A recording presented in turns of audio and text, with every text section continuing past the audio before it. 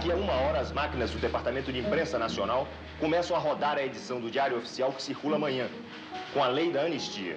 São extintos os processos em andamento da Justiça e desaparecem da folha criminal dos anistiados as condenações, como se não houvessem ocorrido. Se a anistia não vem na extensão que todos desejávamos, isso significa apenas que o MDB deve prosseguir na sua luta. E os que se exilaram? Eles já podem reaver seus passaportes nas embaixadas do Brasil no exterior. O primeiro a chegar vindo de Lisboa foi o ex-deputado federal e jornalista Márcio Moreira Alves. Depois, quem chegou foi o ex-governador de Pernambuco, Miguel Arraes. As primeiras palavras dele foram acompanhadas em coro pelos amigos. Para a Associação de Proteção ao Meio Ambiente, a lei em discussão no Congresso é muito importante, porque só através dela o governo terá condições de proibir o crime ecológico, que não existe na legislação brasileira. Queremos os industriais unidos a todo o povo brasileiro, porque eles também são povo e precisamos de desenvolvimento e meio ambiente equilibrados. Em 1979, exilado no Canadá, Betinho começou a criar com os amigos Marcos Arruda e Carlos Afonso uma instituição que teria como meta lutar pela democracia, reduzindo as desigualdades no Brasil. De volta ao país, com a anistia, os três fundaram em 1981 o Instituto Brasileiro de Análises Sociais e Econômicas.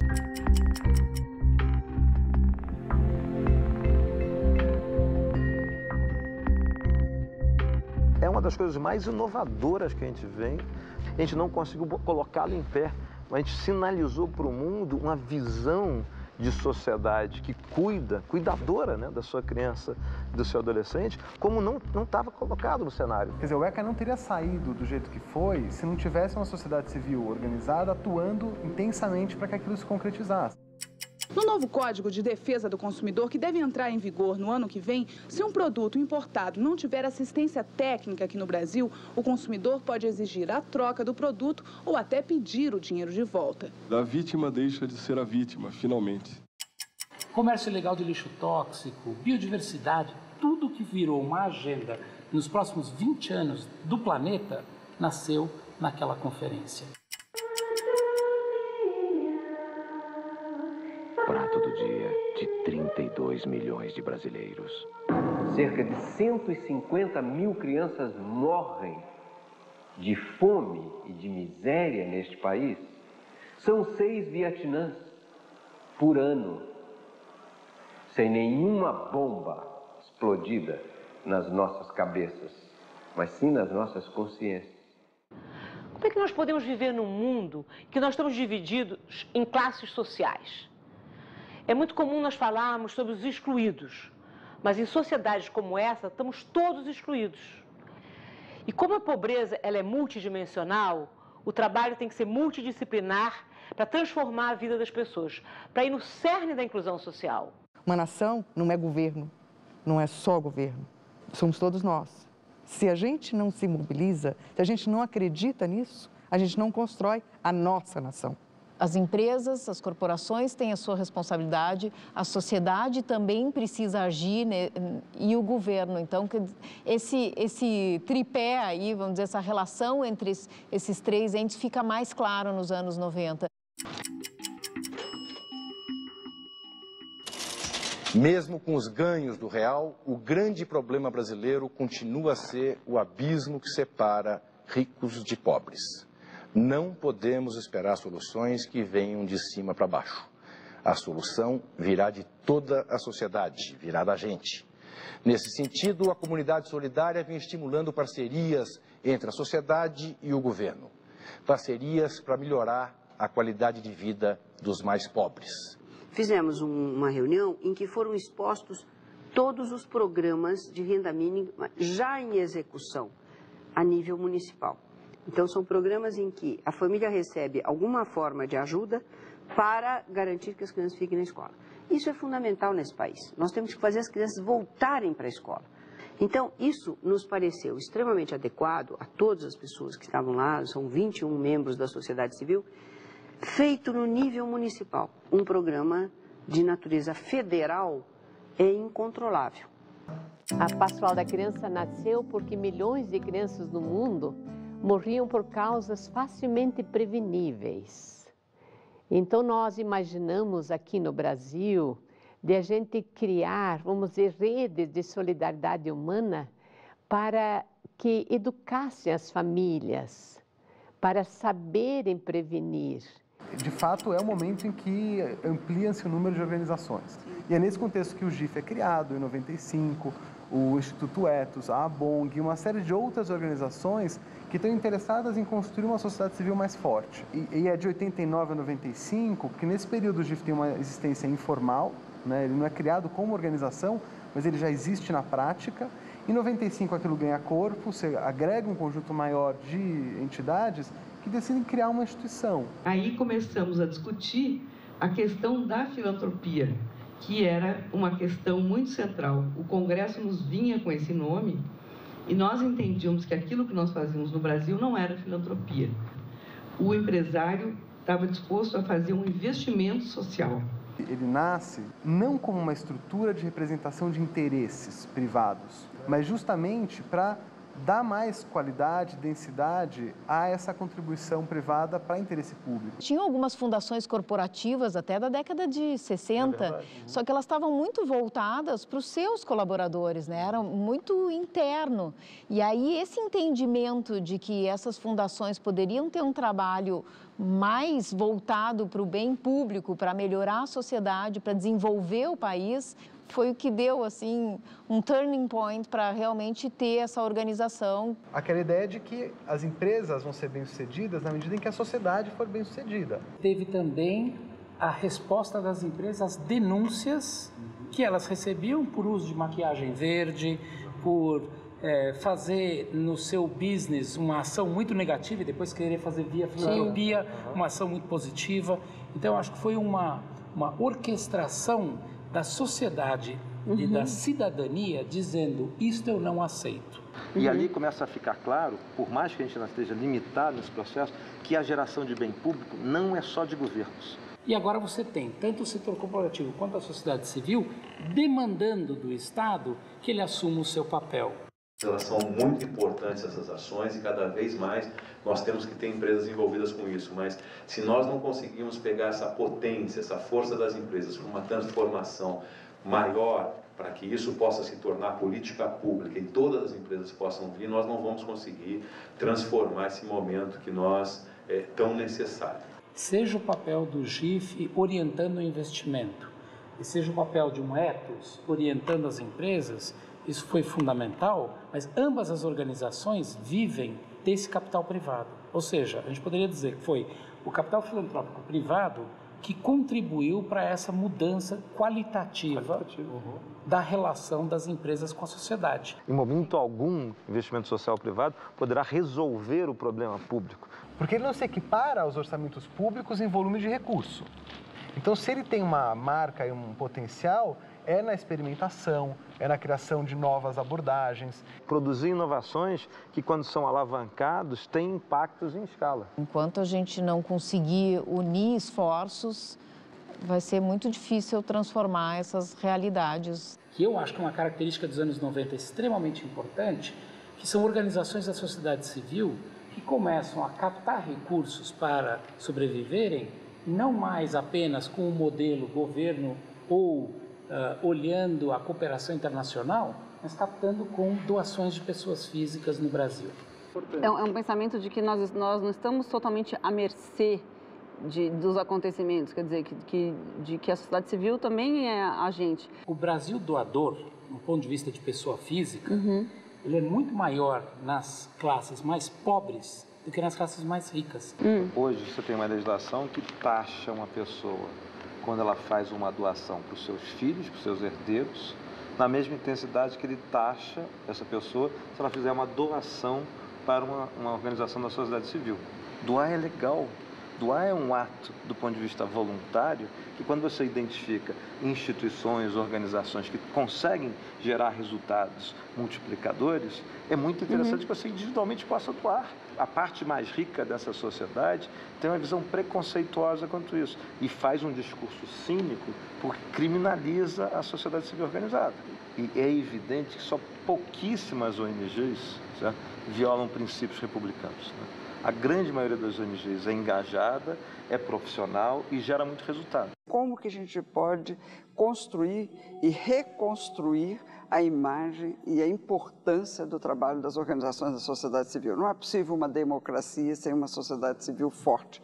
E uma sociedade civil forte significa organizações sociais fortes. O que está faltando no Brasil é mais clareza conceitual de quem somos nós. O Brasil, ao abandonar na década de 90 o termo filantropia e adotar o termo investimento social para definir o nosso setor, na verdade você perdeu uma tradição de 500 anos no Brasil, desde as Santas Casas, no século XVI, filantrópica das pessoas, e todo mundo sabia o que era filantropia. Investimento social é um novo termo, né? Um termo relativamente novo. O que é investimento, né? Então, e como separar quem é bom, quem é ruim? As ONGs estão sofrendo esse problema de criminalização. A gente tem que mostrar, então, a clareza conceitual de qual é a nossa agenda, quem nos apoia, o que nós somos, vai ajudar, talvez, na construção da legitimidade do nosso setor, e, inclusive, com legitimidade, ter mais impacto, mais relevância, né?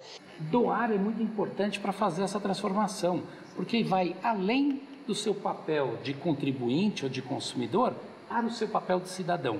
Então, eu acho que o desafio aí que a gente tem para o GIF, por exemplo, é contribuir na construção de uma cultura de doação em todos os níveis, mas particularmente, eu diria, nas camadas da população brasileira que tem mais condições de fazer isso. O significado do tema do fórum, Um Outro Mundo é Possível, é justamente a ideia de que se pode construir um mundo melhor. Um mundo que possa ser contemplado, basicamente, a ideia de colocar o ser humano, o homem, como um centro das preocupações e a preservação do meio ambiente, a possibilidade de um desenvolvimento sustentável. O dia foi dos ecologistas no Fórum Social Mundial. Acostumado com protestos, o Greenpeace preferiu o discurso para criticar as políticas de meio ambiente. Um dos diretores do grupo ambientalista disse que a espécie humana corre tantos riscos quanto os animais ameaçados de extinção. Aumento de taxa de desmatamento na cabeça do brasileiro igual ao aumento da taxa de inflação. Aumentou o desmatamento é ruim, baixou o desmatamento é bom. Qualquer brasileiro sabe disso. Este trabalho foi feito graças ao trabalho da sociedade civil. Agora, reduzir o desmatamento do Brasil é um trabalho que tem que ser conjunto, onde entrou o papel do Estado e o papel das empresas com a pressão da sociedade civil para fazer isso acontecer. Então, quando a gente está falando de mudança de cultura, não é apenas você dormir e acordar mais altruísta, mas é você verificar que, efetivamente, na prática, nós temos exemplos de que uma sociedade civil forte, ela gera um governo melhor, ela gera a ação das empresas melhor, e isso muda a nossa vida para melhor. O Brasil está sendo considerado modelo para programas de voluntariado que a ONU pretende adotar.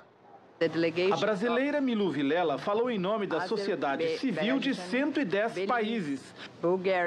Um reconhecimento ao Brasil, onde o número de voluntários saltou de 20 para 30 milhões no ano passado.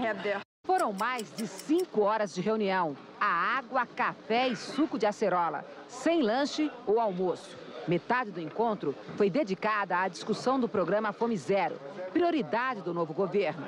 Quando não houver dinheiro, o governo terá que usar a criatividade e a mobilização social para implementar os projetos sociais prioritários.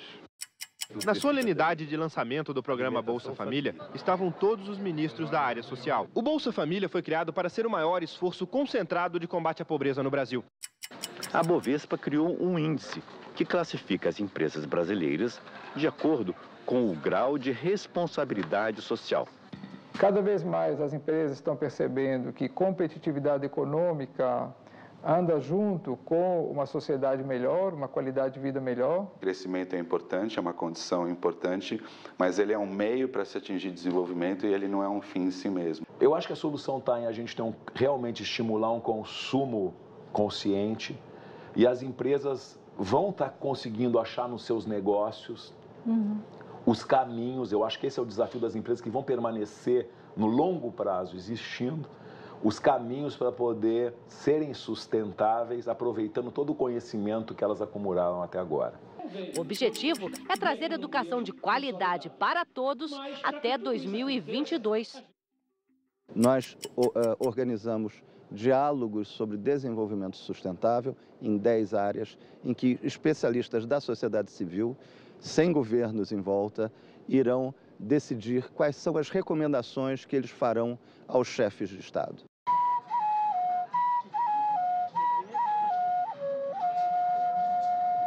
Origens tão diferentes e um desejo comum: fazer parte.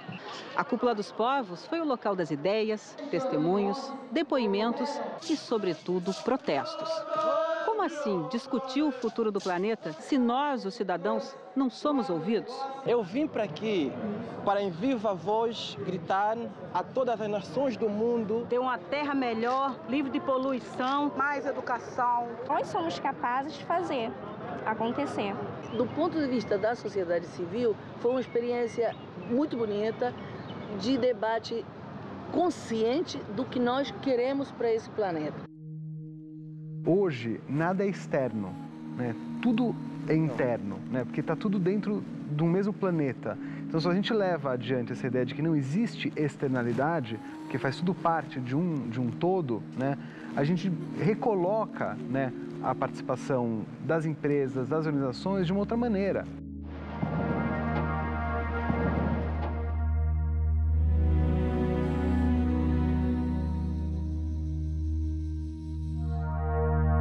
Olhando o futuro, tem uma reflexão e um acolhimento a ser feito pelo próprio GIF para esse Brasil contemporâneo que a gente quer promover. Qual é o nosso papel?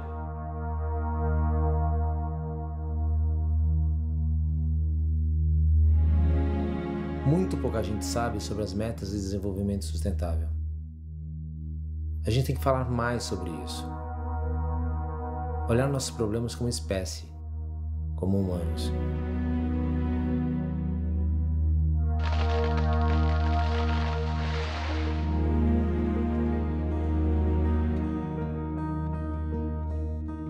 Chegou o momento de reverter este quadro, de mobilizar as consciências, de mobilizar a cidadania, de mobilizar cada pessoa para transformar esta questão não numa questão do governo, não numa questão do Estado, não numa questão do outro, mas numa questão de cada um. Num problema a ser resolvido por todos, solidariamente.